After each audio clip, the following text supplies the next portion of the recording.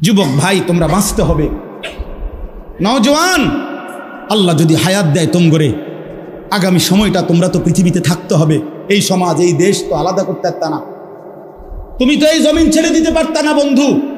সম্পদ যদি হয়, তোমরা সব ছেলে তো একসাথে চাঁদের দেশে যাইতে পারতা না, আরেকখানে যাইতে পারতা না। এই সমাজ নিয়ে বাঁচতে হবে।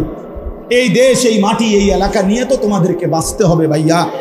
তাহলে এই সমাজ যদি তোমরা এভাবে নষ্ট করে দাও, তোমরা যদি সবাই বেনামাজি হয়ে যাও, নারী, ছবি, মোবাইলের অস্থির দৃশ্য ছাড়া যদি তোমাদের রাত না কাটে, দিন না কাটে, আগামী 20 বছর তোমরা সমাজ, তোমার অঞ্চল, তোমার ঘর পরিবার নিরাপদ থাকবে কেমনে? বাঁচবা কেমনে? চলবা কেমনে?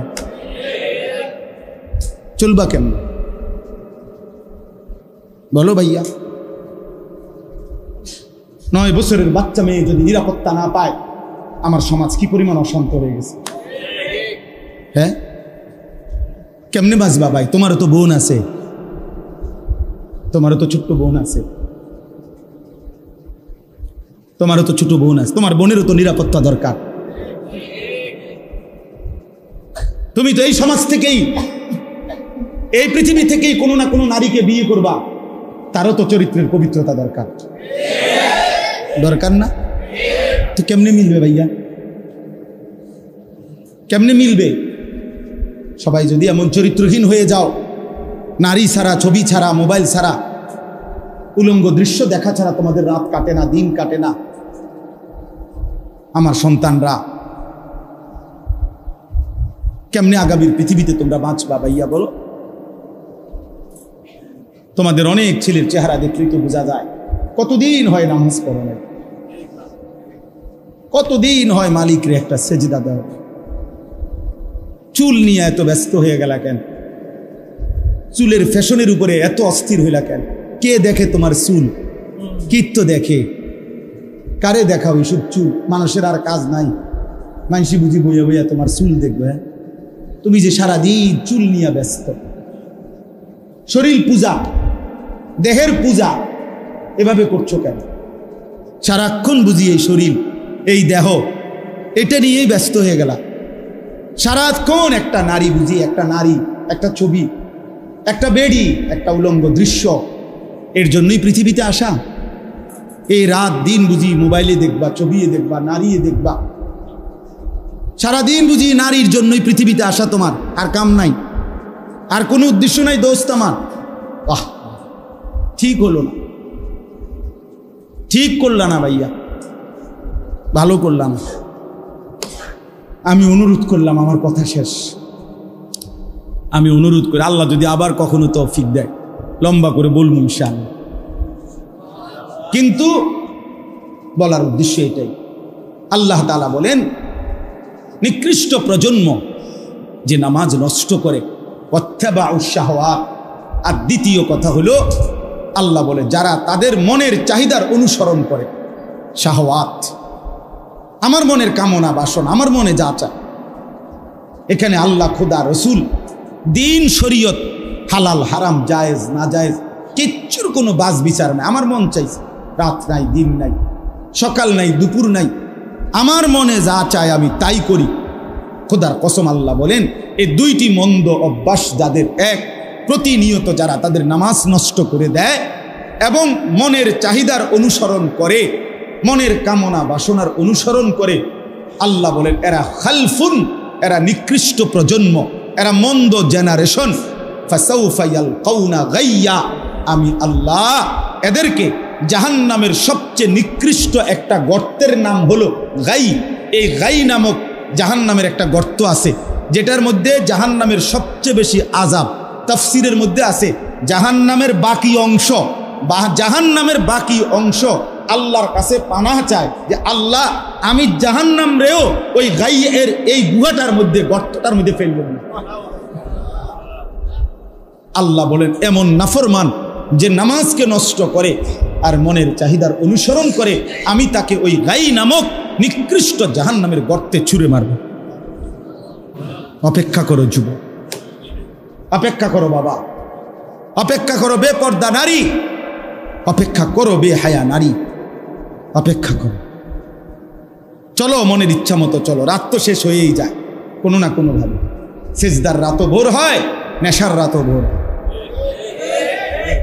হ্যাঁ, আজ রাত যে যুবক আল্লাহকে সেজদা দেয় তারও ভোর হয়, যে মদের নেশায় পড়ে থাকে তারও কি হয়ে যায়, ভোর হয়। স্বার্থপর এই দুনিয়া যুবক, নওজওয়ান মনে রাখো, স্বার্থপর এই দুনিয়া, কারো কথা মনে রাখে না, কারো জন্য থেমে থাকেন।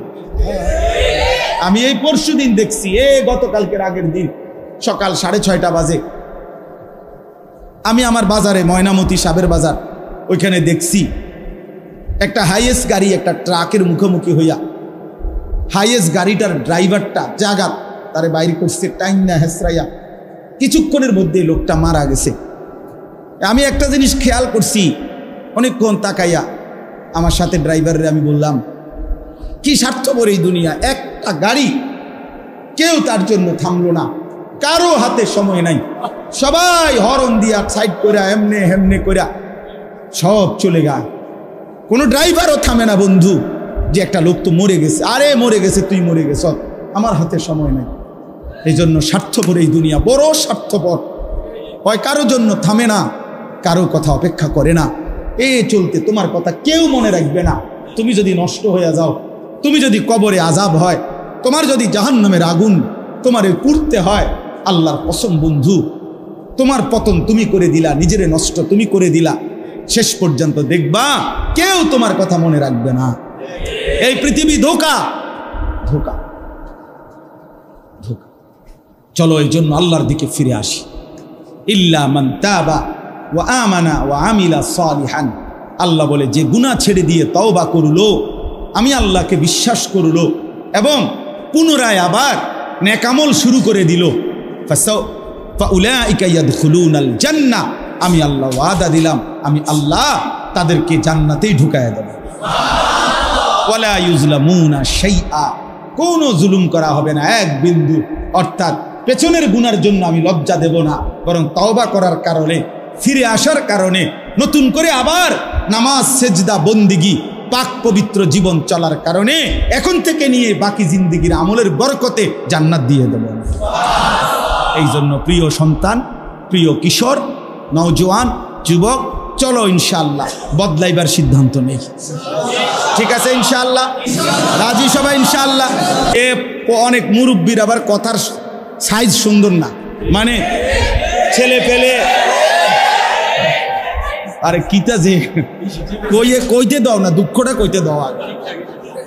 মানে সমস্যা কি, সমস্যা হলো ছেলে পেলে কোনো আয়োজন করলে দিনই, আরে নওয়াজ সরস্তা তুই কি ওয়াজ করাইবি না, আপনি তারে এইভাবে না বলে এভাবে বলেন যে মাশাআল্লাহ মাহফিলও করাইলে আব্বা, এবার নামাজও ধরো না, হ্যাঁ এমনি কন, পজিটিভ বলেন, সুন্দর করে কন, বেটকি দিলে তা আপনি হইতো না, উৎসাহ দিতে হবে। বাশশিরু ওয়ালা তুনাফফিরু, আল্লাহ নবী সাল্লাল্লাহু আলাইহি সাল্লাম বলছে সুসংবাদ দাও, তারে নফরত মানে তারে দূরে ছড়াই দিও না, যে যা বেটা তোর মতো অজাত দিয়ে আর কিচ্ছু হইতো না, না আমনে দিয়ে কেন হইয়ালাইছে পুরা আমনে, কথা বুঝছেন না, এটা না কর, বরং ইনশাআল্লাহ এই কিশোর নওজোয়ান আগামী দিনে ইনশাআল্লাহ ইসলামের জন্য লড়বে, ইনশাআল্লাহ দেখবেন এরাই ইনশাআল্লাহ ইমাম মাহদির পক্ষে লড়বে, দাজ্জালের বিরুদ্ধে লড়বে ইনশাআল্লাহ।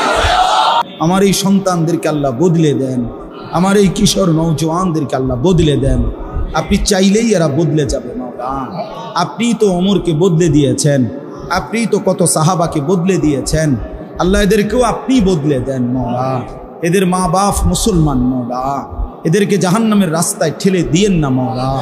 প্রতিটা কিশোর যুবককে নামাজি বানিয়ে দেন, উত্তম আখলাকওয়ালা বানিয়ে দেন, মোবাইলের আসক্তি, নারীর আসক্তি থেকে হেফাজত করেন, মদ জুয়ার আসক্তি থেকে হেফাজত করেন, গান বাদ্যের আসক্তি থেকে হেফাজত করেন।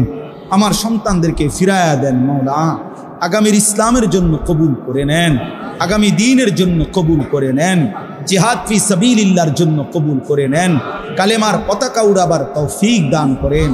বাবা চাচা মুরব্বীদেরকে আরো বেশি নেক আমলের তৌফিক দান করেন, উলামায়ে কেরামকে হায়াতে তৈয়বা আফিয়া দান করেন, কওম ও মিল্লাতের ফিকির দান করেন, উম্মতের দরদ দান করেন, মা বোনদেরকে পর্দা পুশিদা দান করেন।